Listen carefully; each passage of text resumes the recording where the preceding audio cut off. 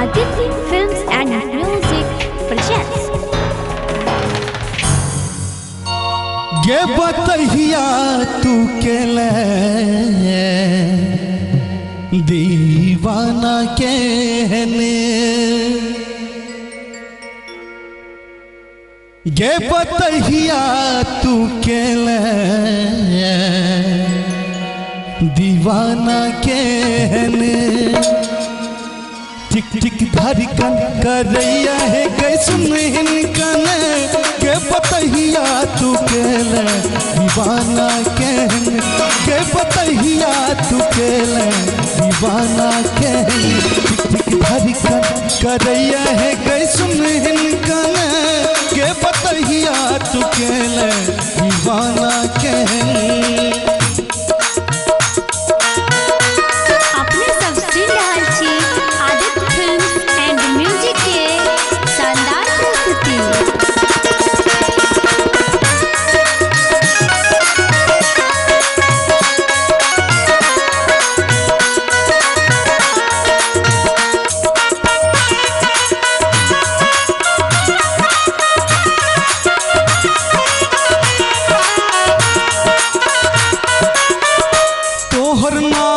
संरूप गला गई छोहीर, तोहर नागन संरूप गला गई छोहीर।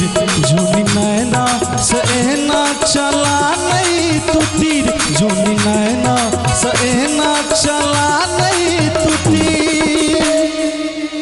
थोड़ी ला गई छो तोहर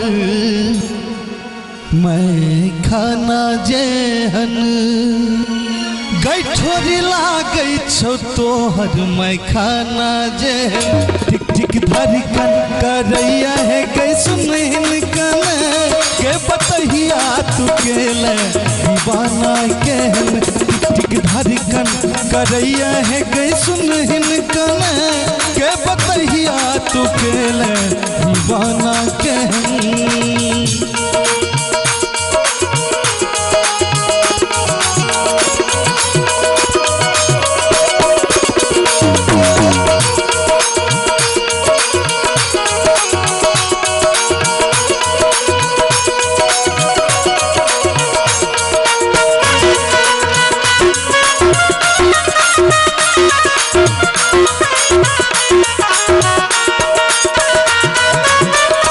देखियो बन तोहरे कोना लूटैया दिल, देखियो बन तोहरे कोना लूटैया दिल।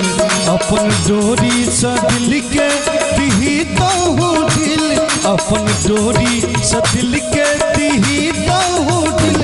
तोरा भेट तो नहीं दोसर ठिकाना एहन, तोरा भेट तो गई तोरा भेट तो नहीं दोसर ठिकाना एहन।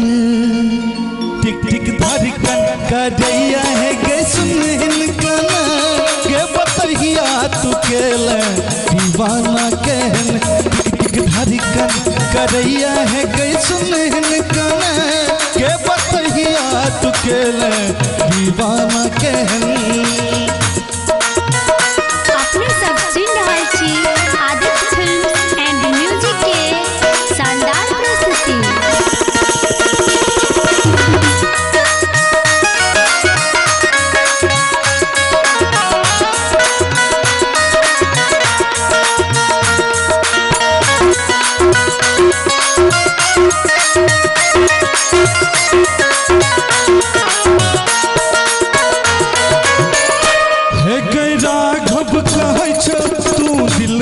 बसल है गया घब कहे छो तू दिल में बसल।